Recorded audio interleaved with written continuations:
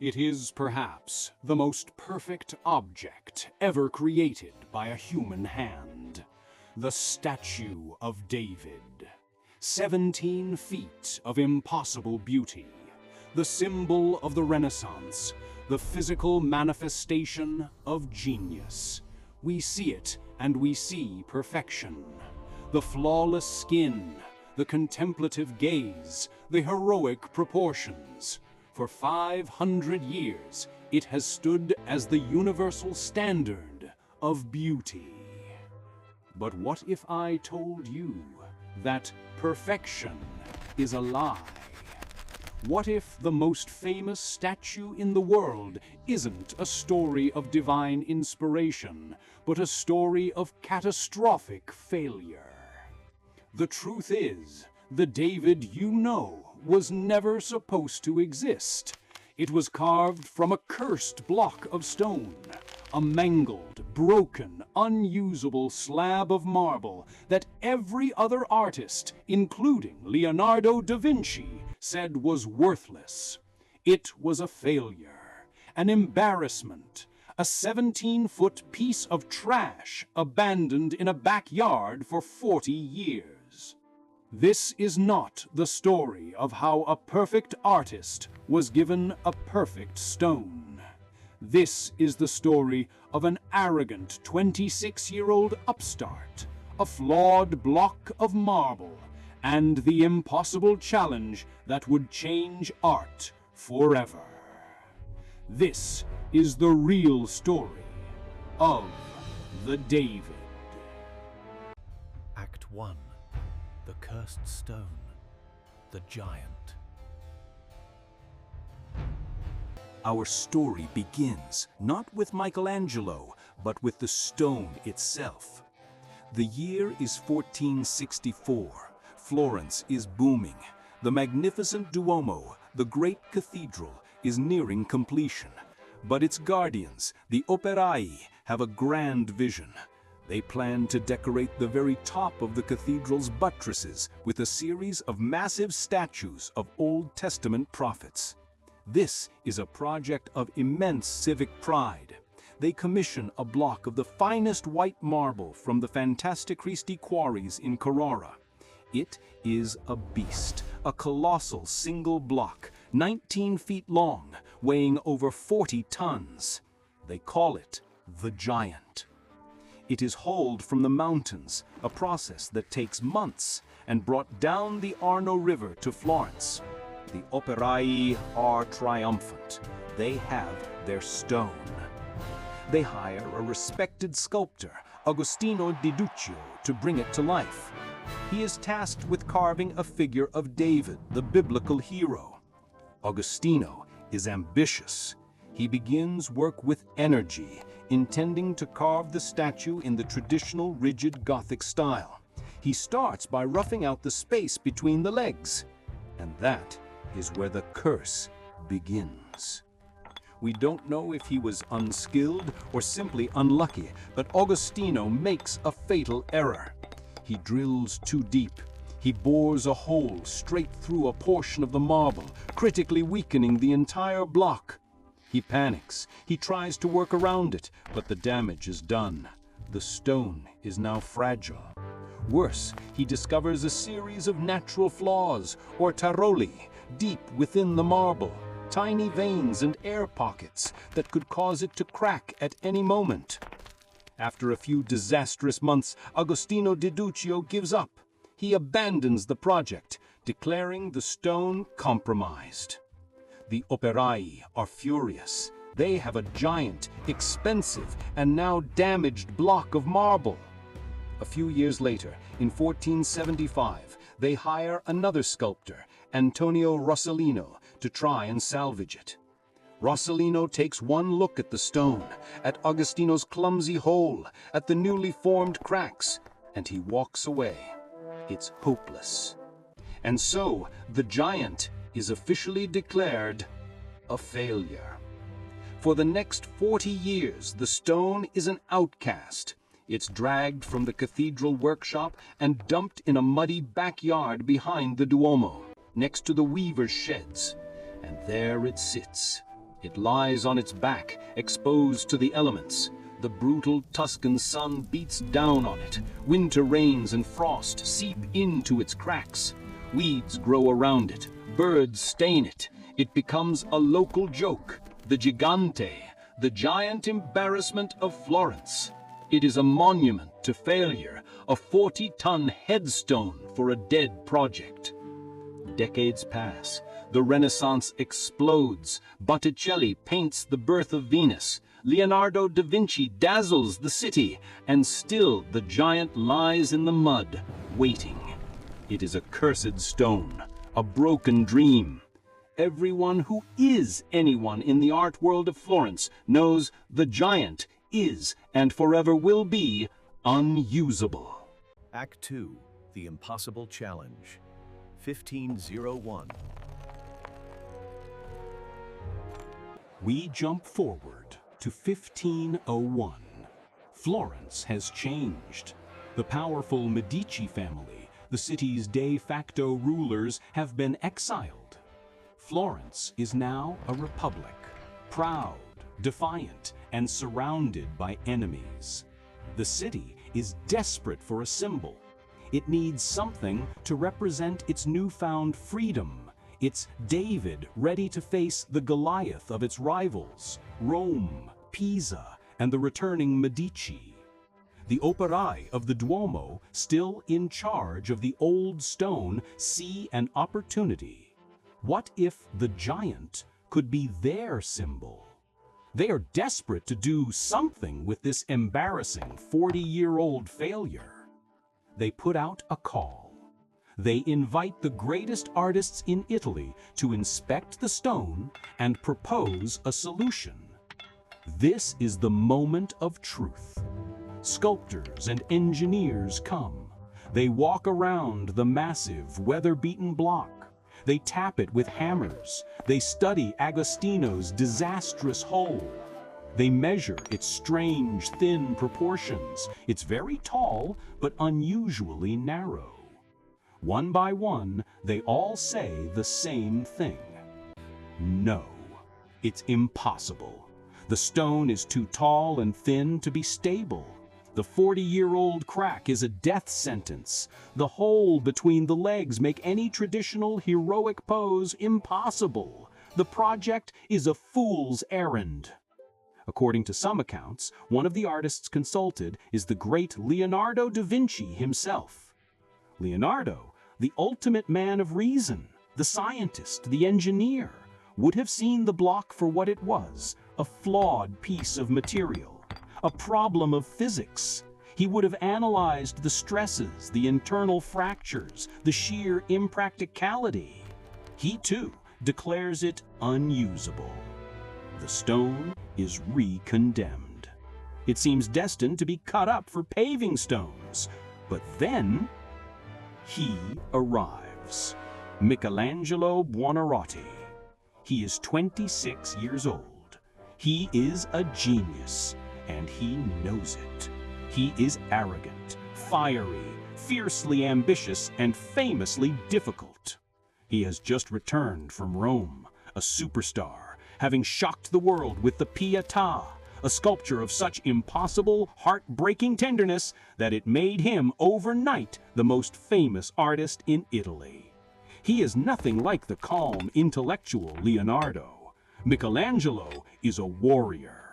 He sees art not as a science, but as a fight, a battle to release the figure trapped inside the stone. He hears about the cursed stone, the one everyone else, including his rival Leonardo, ran from. And it's that challenge, that impossibility, that draws him in. He goes to the Duomo yard.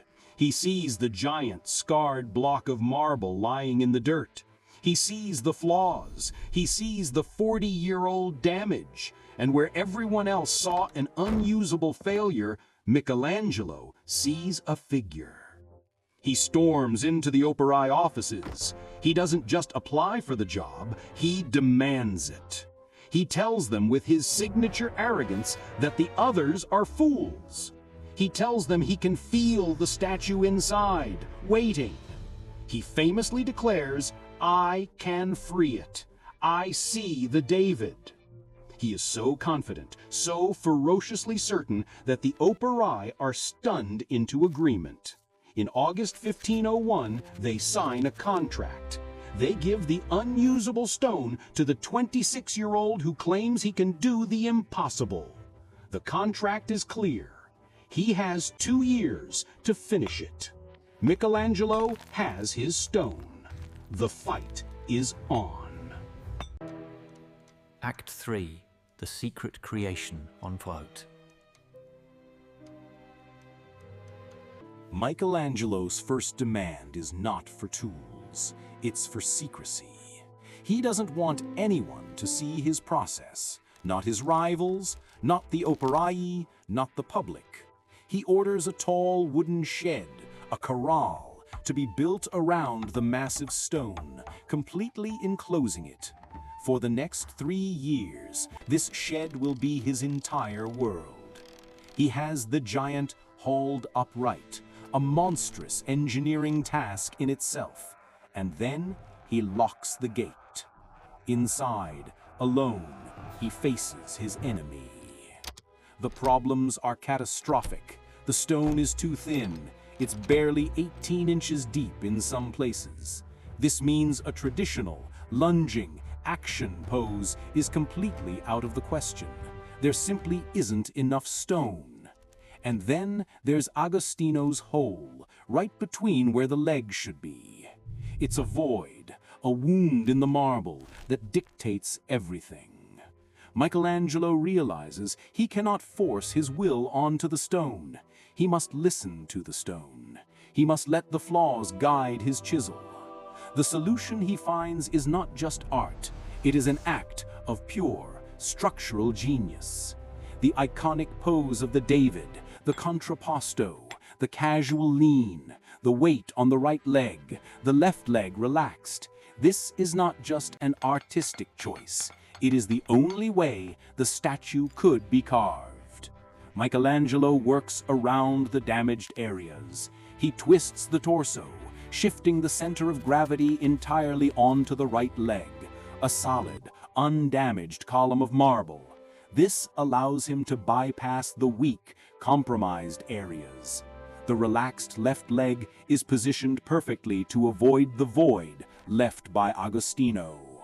The stone's flaw becomes the statue's attitude. The imperfection creates the personality. He is also forced to carve in a single plane, making the statue unusually flat from the side, a compromise no one ever notices because the front is so commanding. He begins alone. For nearly 3 years, the only sound from the shed is the rhythmic tock, tock, tock of his hammer. This is not delicate work. This is brutal, physical labor. He is covered in a shroud of white dust that fills his lungs and burns his eyes. He barely eats. He sleeps in his clothes on the ground next to the statue. He is a man possessed. He works from small wax models, but his real guide is his mind. He famously said he saw the figure in the marble and was only chipping away the stone that imprisoned it. He creates his own tools. He uses claw chisels to rough out the form, the marks still visible in David's hair. He uses drills for the deep recesses of the eyes and ears. He works in total concentration, often by candlelight, the shadows dancing on the emerging colossus. He is not just a sculptor, he is an anatomist. He carves every muscle, every vein, every tendon with a terrifying precision. Look at the right hand. It is massive, slightly oversized. This is intentional. It is the hand of a man of action. Look at the veins bulging on his arm. They are tense. The pulse is high. And then, the face. This is not the triumphant David after the battle. This is not the boy holding Goliath's head. Michelangelo makes a profound psychological choice. This is David before the fight. He is tense, he is anxious, his brow is furrowed, his neck muscles are taut, he bites his lip just slightly, and his eyes are not looking at the viewer, they are looking past us at the unseen giant in the distance. This is not a statue of victory, it is a statue of decision. It is the moment a boy becomes a hero, weighing the terrifying cost of what he is about to do. Inside the eyes, Michelangelo carves tiny heart-shaped pupils. It is a signature of genius, a detail no one on the ground would ever see, as the statue was meant for the roof of the cathedral. But Michelangelo carved it anyway. He didn't carve it for the public, he carved it for God. Month after month, year after year, he battles the stone. Finally, in January 1504, after 900 days of secret, obsessive labor, the work is done. Michelangelo steps back, exhausted, covered in dust. He has not just salvaged the unusable stone, he has defeated it. He has created a god. Act 4. The Unveiling and the Rivalry, 1504. The corral is torn down.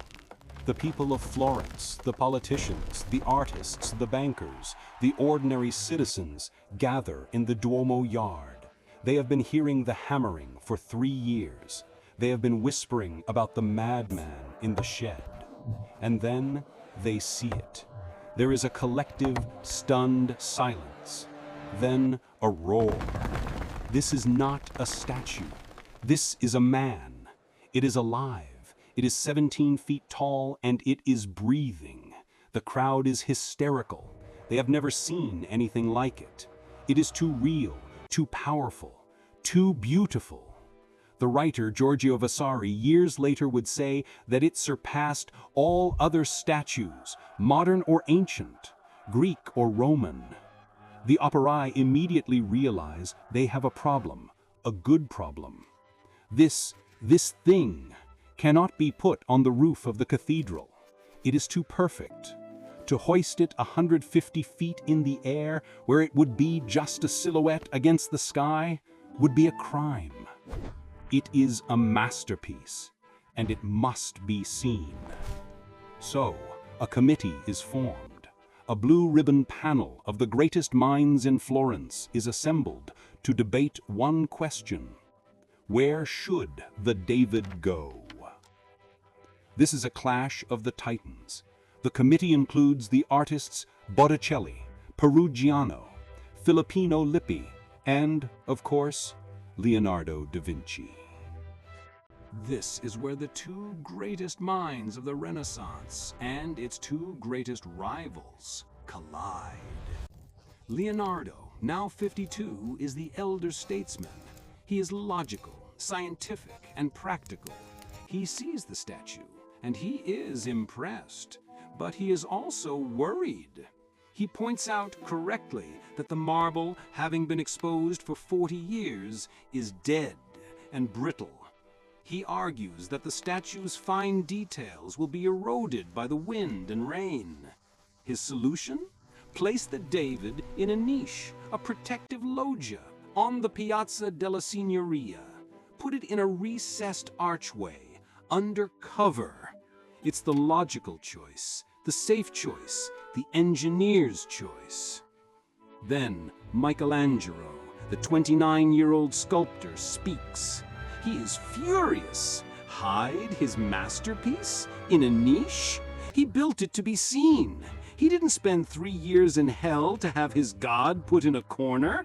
He argues passionately that the statue must be out in the open, in the main square, where it can be a symbol for all to see. He wants it to be a statement. The debate is not just about art, it's about philosophy. Leonardo, the painter, sees the statue as a beautiful, fragile object to be preserved. Michelangelo, the sculptor, sees it as a powerful, living force to be unleashed. And in this one instance, the fiery, arrogant young sculptor wins. The committee agrees with Michelangelo. The David will stand in the most important political spot in the city, directly in front of the Palazzo Vecchio, the seat of government. But how it's placed is an act of pure political theater. They position the statue to face south, towards Rome. Why? Because Rome was the home of the exiled, powerful Medici family, and it was the home of the Pope, another of Florence's great rivals. The statue is no longer just David.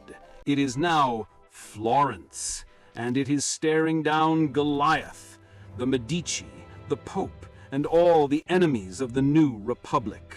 It is a 17-foot-tall warning, a symbol of freedom, defiance, and divine right to rule.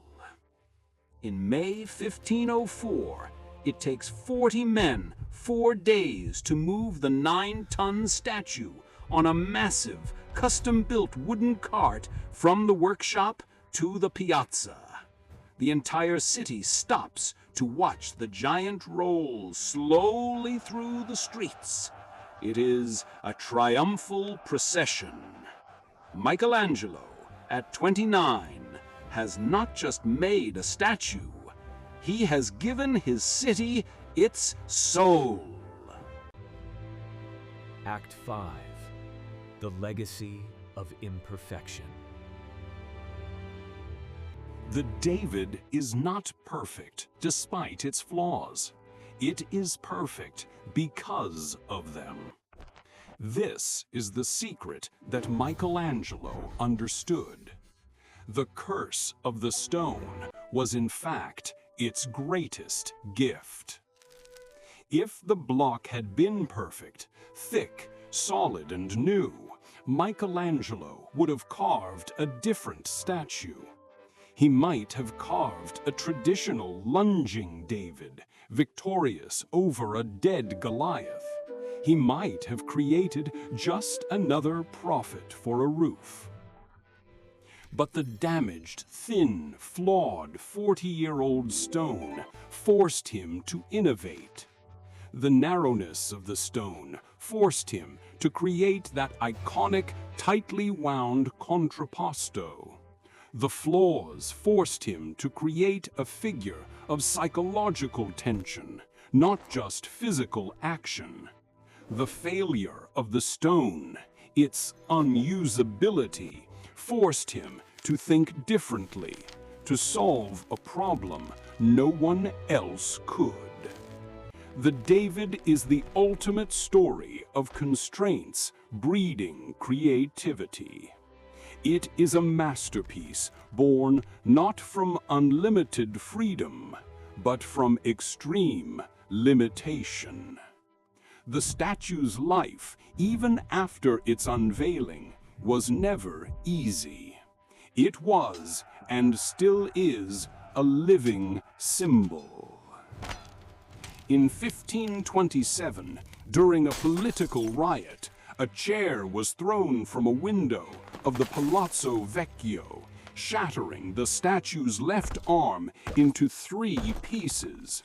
It was a political attack.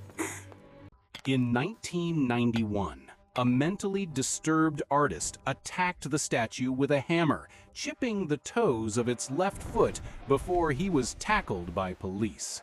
It has survived floods, wars, pollution, and the endless vibration of tourism. It has been moved, cleaned, and endlessly analyzed. But it endures.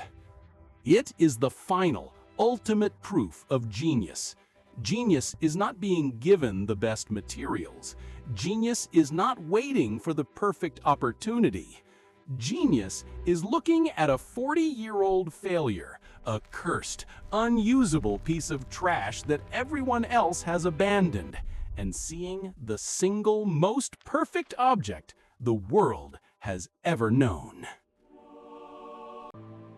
Michelangelo didn't just carve a statue, he carved a lesson, one that echoes out of that single block of marble 500 years later. The flaws do not matter. The limitations do not matter. The only thing that matters is the will to see what can be.